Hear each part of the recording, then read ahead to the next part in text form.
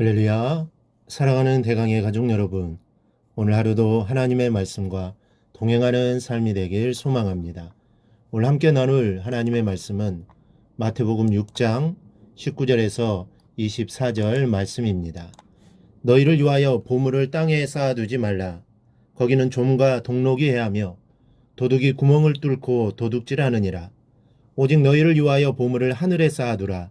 거기는 좀이나 동록이 해하지 못하며 도둑이 구멍을 뚫지도 못하고 도둑질도 못하느니라. 내 보물 있는 그곳에는 내 마음도 있느니라. 눈의 몸은 등불이니 그러므로 내 눈이 성하면 온몸이 밝을 것이요 눈이 나쁘면 온몸이 어두울 것이니 그러므로 내게 있는 빛이 어두우면 그 어둠이 얼마나 더하겠느냐. 한 사람이 두 주인을 섬기지 못할 것이니 혹 이를 미워하고 저를 사랑하거나 혹 이를 중히 여기고 저를 경히 여김이라. 너희가 하나님과 재물을 겸하여 섬기지 못하느니라. 아멘. 오늘 본문의 앞부분인 2절에서 18절까지는 종교적인 외식에 빠지기 쉬운 대표적인 신앙 덕목인 구제, 기도, 금식에 관한 교훈을 다루고 있습니다. 그리고 오늘 본문은 천국 시민이 된 자들의 일상 생활과 관련된 문제 가운데 특별히 재물에 대한 바른 태도와 재물과 신앙 사이의 우선순위 문제를 다루고 있습니다. 우리가 이 세상을 살아가는 동안 중요하게 생각하는 것들이 많습니다. 그런데 그 중에 가장 중요하게 생각하는 것이 재물입니다. 이 물질이라는 것은 이것으로 해결되지 않는 일이 거의 없을 정도로 우리 삶에 유용한 것이 틀림없고 그만큼 우리의 삶 전체에 지대한 영향력을 행사하고 있습니다. 그래서 너나 할 것 없이 모두가 돈을 조금이라도 더 가지려고 합니다. 그러나 오늘 말씀은 이런 우리의 욕구와는 정반대로 말씀합니다. 너희를 위하여 보물을 땅에 쌓아두지 말라.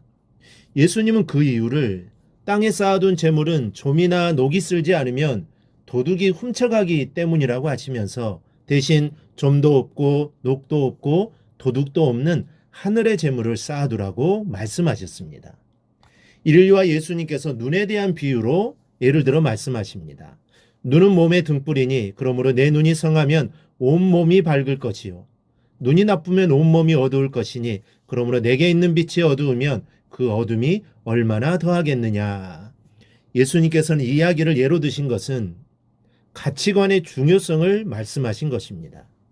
즉 눈이 어두우면 온몸이 어두운 것과 마찬가지로 잘못된 가치관은 마음을 어둡게 하는 것이기 때문에 바른 가치관을 가지고 살아야 현생에서도 행복해질 수 있고 죽음 이후에 다가오는 영원한 세계 속에서도 행복하게 살 수 있다는 것입니다. 그래서 예수님은 올바른 가치관은 재물을 세상에 쌓아두는 것이 아니라 하늘에 쌓아두는 것이라고 하십니다. 이 말은 재물을 제약시하라거나 저축을 금하라는 의미가 아닙니다. 자신의 욕심만을 채우기 위해 재물을 축적하는 것을 경계하는 것입니다. 그리고 하늘에 쌓는다는 것은 선행에 관계된 말입니다. 즉 재물을 이기적인 목적으로 자기만을 위해 쌓아둘 것이 아니라 그 재물로 선행을 베풀라는 말씀입니다.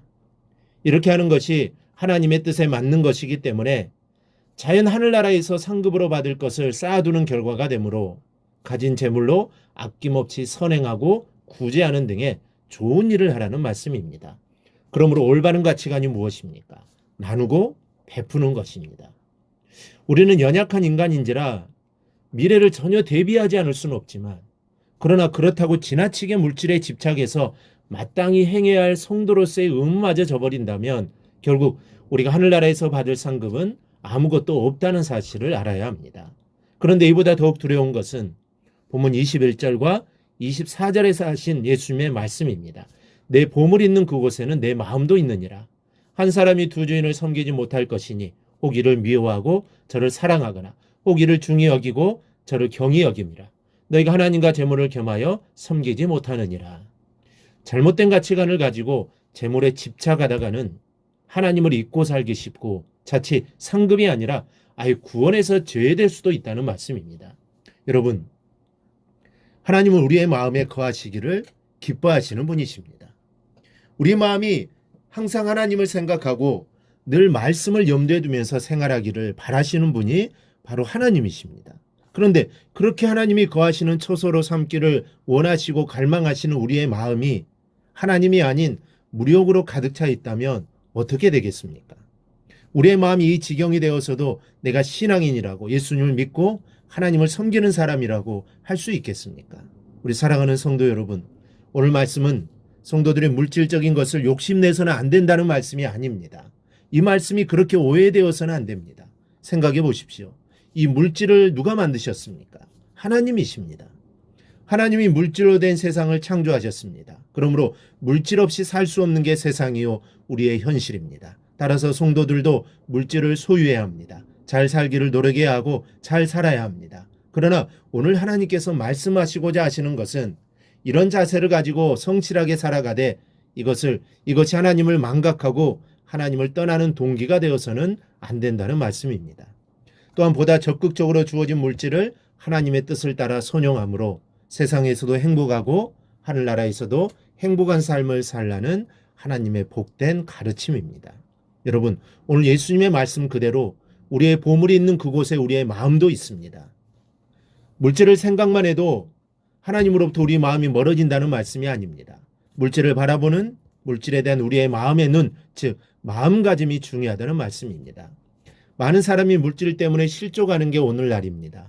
사실 물질은 하나님께서 우리에게 필요한 것으로 축복하심으로 주셨건만 그래서 이 물질을 통해 얼마든지 하나님을 기쁘시게 해드리고 내 삶 또한 영원한 세계를 꿈꾸며 살 수 있건만 오히려 이것 때문에 실족하는 불쌍하고 가여운 사람들이 많습니다. 여러분들은 어떻습니까? 여러분들만이라도 주신 축복을 저주로 바꾸는 어리석은 사람들이 되지 않기를 바랍니다. 하나님이 나에게 허락하신 물질로 인해 하나님을 멀리 떠나는 자가 되지 않기를 바랍니다. 하나님이 주신 물질이 축복임을 기억하고 그 물질을 선한 일에 하나님이 기뻐하시는 일에 투자하는 성도들이 되기를 바랍니다. 이것이 바로 물질을 하늘에 쌓는 일입니다. 이 사실을 잊지 말고 물질을 잘 관리하는 삶을 꼭 살아가기를 주님의 이름으로 축원합니다. 오늘 묵상한 말씀을 굳게 잡고 삶으로 실천하며 살아내는 대강의 모든 성도들이 되기를 축복합니다.